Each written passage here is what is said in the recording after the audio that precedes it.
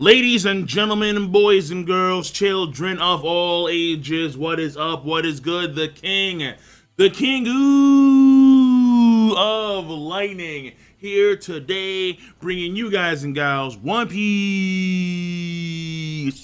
Whoa.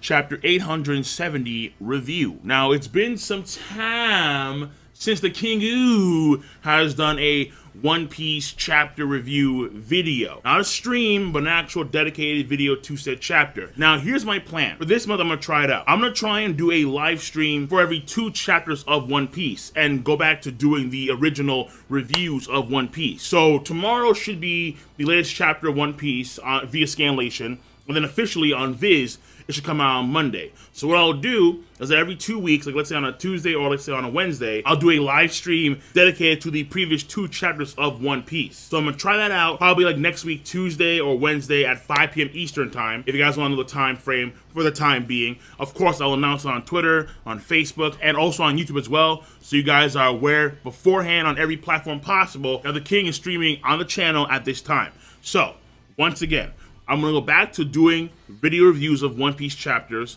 Every 2 weeks, bi-weekly, there will be a live stream talking about the previous 2 chapters of One Piece WA. That being said, let us get on with the review of One Piece chapter 870, and first and foremost, the pacing of the chapter. Now, this chapter for pacing has roughly 4 parts, and the pacing of the chapter actually coincides well with the story progression of the chapter. And the first part is outside of Big Father, where we have Big Mom. Chiffon tries to talk to Big Mom, try and get her settled down. That ain't working because Big Mom sees the face of Chiffon, which is the face of Lola, and it gets even more tilted. So Chiffon, I have a kid, I have a husband, please mama. And Big Mom was like, I just don't give a fuck. I don't care. I'm taking you out. Boom. Get out of here. So that's the first part when it comes to the pacing / chapter structure. The second part is that we're in Big Father, and then you have Capone talking to Caesar Clown and the Straw Hats as to how they're going to escape. Then you have Judge talking to Sanji. Then that's when Judge tells Capone that we of Germa will lead the way. And then that's when Capone formulates the plan as to how they're going to escape. And that is part 2 of the pacing / chapter structure. Part 3 is Germa 66 and Caesar Clown leaving Capone as Capone shrinks and they take on Big Mom and the Big Mom Pirates. And then part 4 of the story progression and the pacing is Luffy and Sanji leaving Capone as Reiju is almost taken out by Big Mom. So those are the 4 parts when it comes to the chapter pacing and structure. Relatively simple and straightforward. Now, technically, I'm being very picky when it comes to my parts here. In a sense, it's all just one big part because everything takes place still on the top of this chateau in the wedding hall area. That has not changed. If we're looking at it from the perspective of Big Father, because he's a castle, in a sense, he is a location within a location. So we are shifting locations kind of when you look at it from that perspective of Big Father. So yes, the argument can be made that it is overall just one thing for pacing.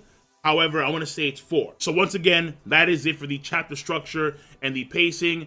Let's go on to the story progression here. And this, like I said previously, coincides well with the pacing because this has 4 parts as well. And the first thing here is Capone coming up with the plan as to how they're going to escape their current situation. And essentially, the plan here is Capone, he will shrink back down to original size. And so when Capone shrinks down to normal size, Caesar Clown will fly away with Capone. And because everyone will still be inside of Capone because of his ability, then they will all escape as well. Now, number 2 for the story progression is far more broader when it comes from a story standpoint. And that is Judge promising Sanji that he and Germa 66 will never approach him or the East Blue ever again. Now, he did not say the North Blue because he still has those dreams of conquest. They still want to be the kings of the North. However, the East Blue is A-okay. They're in the clear. Germa 66 will never attack the East Blue. They will never target Zeph,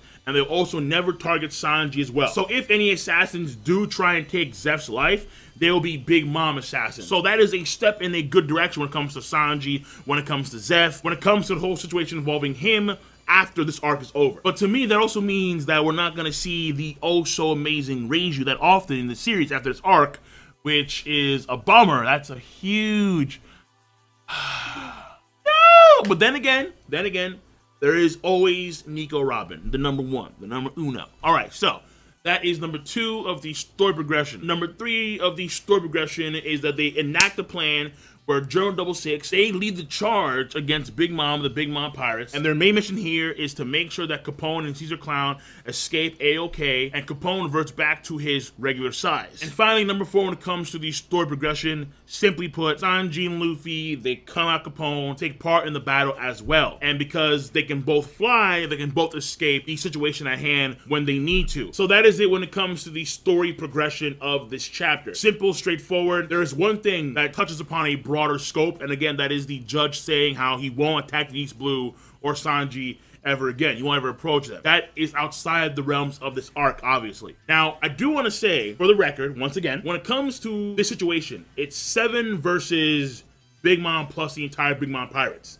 and then some. Now, the plan of action here should still be to escape, but we may see some seconds, a few seconds of some 1v1s, like let's say Niji versus Daifuku, Yonji against Oven, Ichiji against Peril Sparrow, a few seconds of that kind of stuff. Ultimately speaking, the 7 of them, Judge, Ichiji, Niji, Yonji, Reiju, Luffy, and Sanji, will not be able to stop the onslaught of Yonko plus her pirate crew. So, my theory, my guess, is that Jinbei and Pedro will also come out of Capone as well, and they will be the anchors. They will be the ones to stall to make sure everyone escapes. Now, my guess here is that at some point, Luffy will go Gear 4 to try and take on Big Mom, but he'll fail. It may come down to a very similar situation when it came to Marineford. Jinbei had to go in there and save Luffy's ass. Well, in this time, it may be permanent, where he goes in there, saves Luffy. Like, let's say one of the German guys or Sanji, they grab Luffy because Luffy's gonna be wounded after going Gear 4, but after being defeated ultimately. And then Jinbei and Pedro stall. Big Mom devastates, and then boom, Jinbei and Pedro, they're done.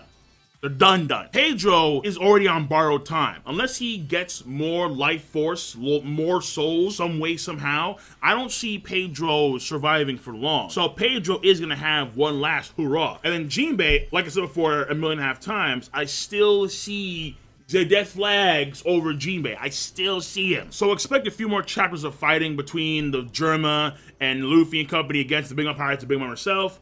But at some point, if Pedro and Jinbei do come out of Capone, which they probably will, we can expect the worst for those two. That being said, folks, let us talk about the last part of this chapter review, the character portion of this chapter. Number 1, we get a few things when it comes to Bij's castle ability. And the first thing here is that he states cannon fire can't even scratch his castle body. But he can't stop the punches of Big Mom, obviously. To me, it makes perfect sense. Big Mom, if she could yell cannons into oblivion, her fists are rocking far more power than cannons. That's number 1. Number 2 for characterization here is Capone talking to everybody that's inside of him and basically saying that he doesn't give a damn about Luffy, about Caesar Clown, and so on and so forth.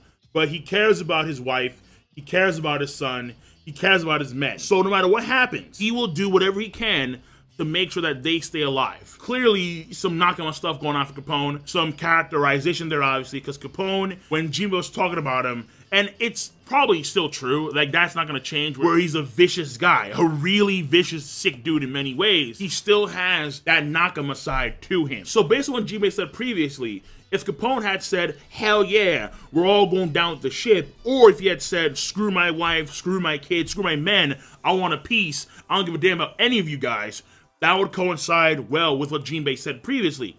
But because he said, I'm gonna do my damn best to make sure that my kid, my wife, my men escape out of here alive, then we can see that he's not an entirely twisted bad guy. But he still is. He still is. Number 3, again, for Capone here, he explains when it comes to his powers, the room that they are in currently will not change in size. And that's why I said previously in the live reaction that his castle form that we see now is probably the true form of his paramecia. So essentially, it's its own pocket of space. So the space of Capone does not change inside, internally, but outside it clearly does. And that is clearly more insight when it comes to Capone's abilities and powers. Part 4 for the characterization, we shift over from Bij to Sanji. And Sanji talks to his father, his blood father, Judge. And Judge wants to know the reason why Sanji saved them. And then Sanji states he did it for his father father figure, Zeph. Now, in the manga stream translation, I do want to clarify this. In the manga stream translation, when Sanji first talks to Judge, he says the word boss. And that kind of confused me because I thought that he was talking about Luffy initially, and then later on, he was talking about Zeph. Therefore, he was doing this to save face for the Luffy and Zeph. But in the Viz translation, he actually says, my father. So flat out, the entire thing is about Zeph. Not Luffy, Zeph.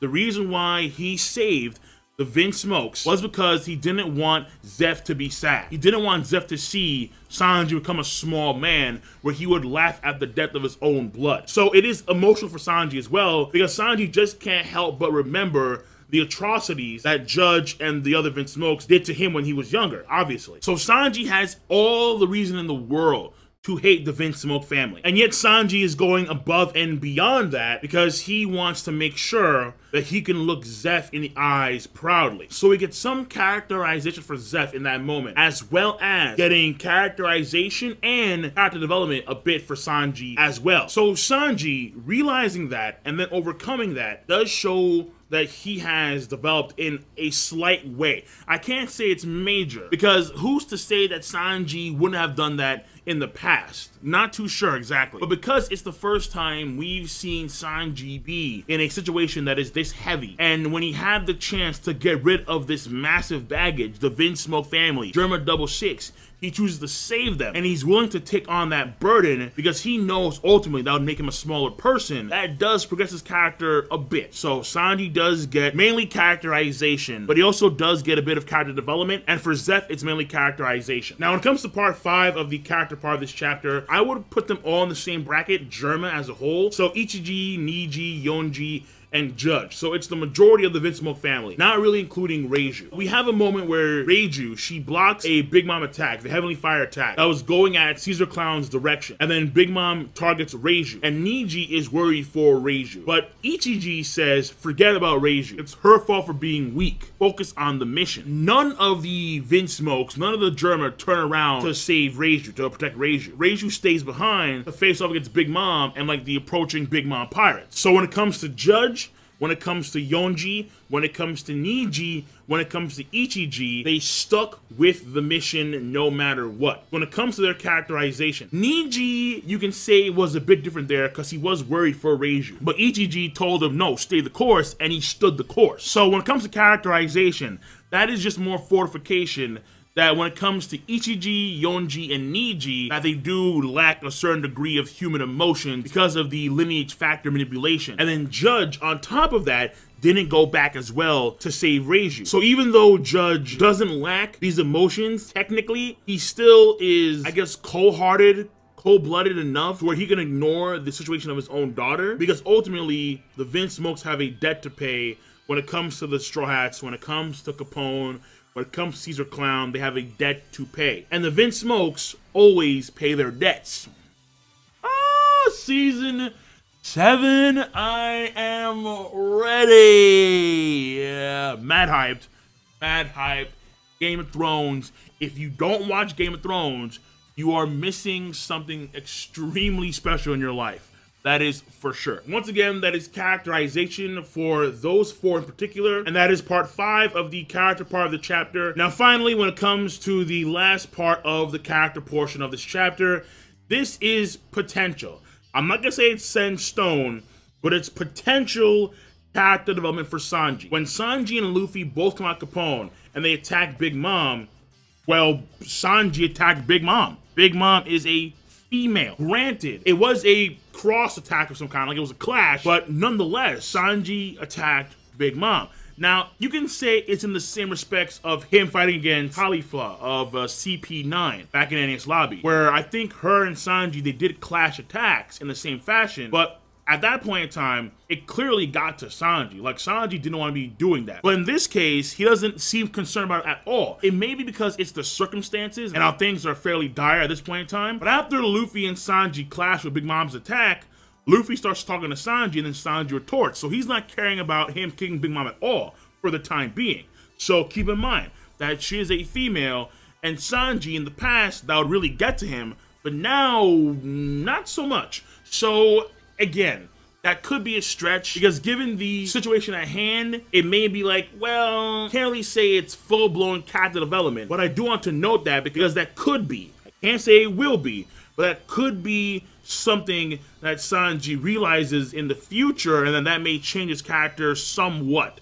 Because I do feel like Sanji, when it comes to protecting his friends, when it comes to protecting the ones that he loves, he should at least be able to kick a woman. Because if his friends die, he himself may not care that he would die at the hands of a woman because his code of honor, his chivalry was more important. But if someone else dies because he refused to kick a woman, that I think should be considered a much different circumstance. And in this case, Reiju was about to kick the bucket if not for Luffy and Sanji interfering. And so if this is a repeat thing in the future, and like it's more set in stone, then we can say then for certain, yes, Sanji has developed as a character because he can put aside or he can alter his code of honor when need be. So that being said, guys and gals, I am done. So when it comes to the chapter rating, I'm gonna say it is a good chapter of One Piece, and that's it. I am done. Be sure to rate the video. It is not that hard to do when you have a device called ZMouse. Whoa.